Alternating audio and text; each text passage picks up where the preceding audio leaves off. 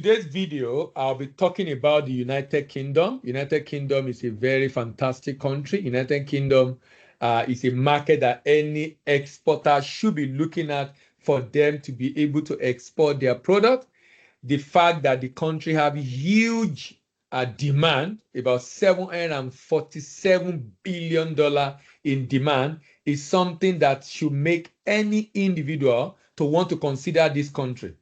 You know, when you look at this country and you look at the fact that, number one, the country is not landlocked. The reason why I talk a lot about the country not being landlocked is because if you are going to ship into the country, how will the good enter the country? How will he enter? He has to come by road or by rail or by air, and that constitutes less than 20% of total shipment in the world. Majority of shipment in the world is done through the sea. The coastal line of United Kingdom is 12,429 kilometers. 12,429 kilometers. And about 71% of the land is used for agriculture. But what is interesting to me about this country is that even though they are using such a land for agriculture, but the country's agricultural economy is very small. Population is about 68.5 million people. Half is 34 million, which is male, and about 34.5 is female. So there are more female in the United Kingdom than male. Majority are white, but there are also a lot of black. 87.2% are white, a lot of other black and Asians, Africans also in the country. The language is predominantly English. Religion is predominantly Christian. Now, the language and the religion are very important factor when you are trying to go into any export market. The language and religion are important factors.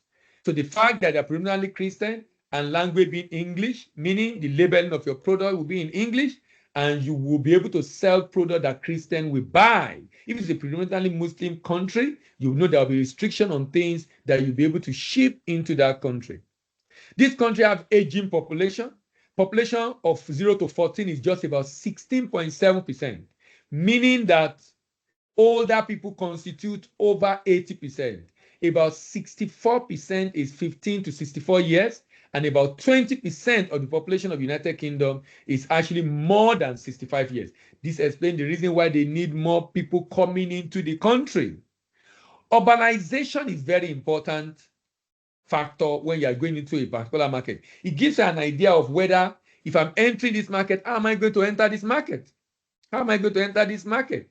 What is the cost I'm going to be incurring in distribution in this market? What are the costs I'm going to incur in distribution in this market? If the urbanization level is high, like UK is 84.6%, meaning I will not be spending a lot of cost on distribution. Why? Because the urbanization level in this country is high. Now, let's look at the economy of this country. The GDP of this country is actually 3.34 trillion as of last year. That's huge. That is very, very huge. 3.34%. That is the GDP of the United Kingdom. That is the GDP of the United Kingdom. And the inflation is single digit, just about 8%. It's also a very good country for investment and shipment because the fish rating is AA-. But it's interesting to note that $3.34 trillion, less than 1% of that GDP is contribution from agri. You know, for many countries, that the growth of the country is as determined by nature, natural resources. They have a lot of money coming from agri export. For UK, less than 1%. Meaning if you want to do business in this country, you will have to compete seriously in services because services is 72.8% and industry is about 17% of the country GDP. Consumption component. So the reason why it's a good place to sell fast-moving consumer goods is because the consumption component of the GDP is 61 7.8%. Consumption component of the GDP is 61.8%. That is critical. That is very critical because that shows the level of demand. They have a good purchasing power, and the population is just about 70 million people. Agric product in this country that they produce: rapeseed, milk, wheat, barley, sugar, potato, chicken, oats, and pork and beef. However, they are heavy in industry, producing machinery, machine tools, electric power equipment, automation equipment, rail equipment, shipbuilding, aircraft, motor vehicle and parts, electronic and communication, metal, chemical, coal, petroleum, paper-based products, food processing, textile, clothing, and consumer goods. That's the level of production in this country. Now, remember the volume of item being sold, being imported, because they have a very high level of purchasing power. The import volume in this country is 7.47 billion, and they import petrol gas to crude petroleum, to refined petroleum, to gold, to packaged medicament, to cars, broadcasting equipment, computers, gas turbine, platinum. So many items of import in the UK market. And that then make it a very good market you need to consider for export. The next item on my list of items that United Kingdom import are stone and sand products. Stone and sand products. United Kingdom is spending $7.21 billion to import stone and sand products. Why are they called stone and sand products? Because they are made from stone and sand.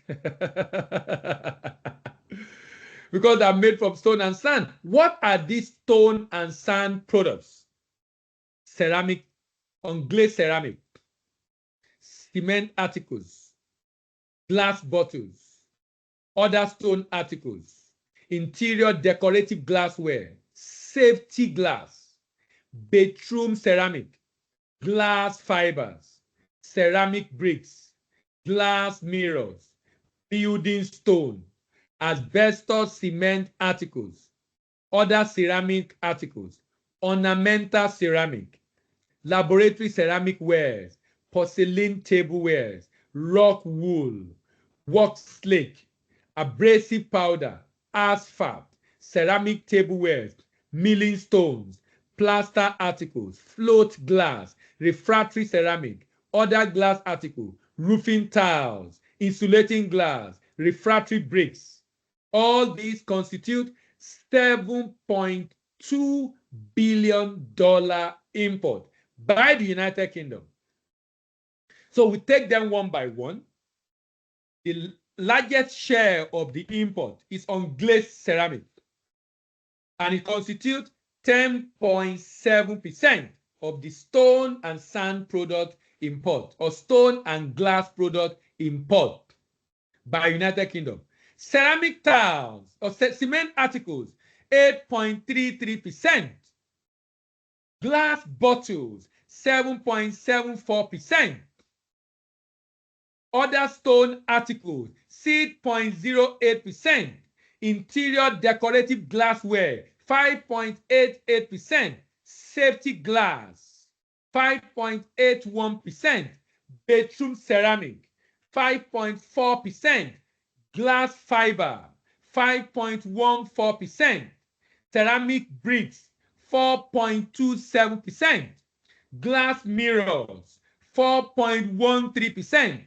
Building stone, 3.81%. Asbestos cement articles, 1.84%. Other ceramic articles, 1.75%. Ornamental ceramic, 1.74%. Laboratory ceramic wares, 1.68%. Porcelain tableware, 3.54%. Rock wool, 2.48%. Work slate, 2.21%. Abrasive powder, 1.52%. Asphalt, 1.49%. Ceramic tablewares, 1.45%. Milling stone, 1.43%. Float glass, 1.01%. Insulating glass, 1.24%. Refractory bricks, 1.08%. Glass beads, 0.64%. Float glass, Nigeria exports a lot of float glass, 1.01%. Roofing tiles, 0.85%.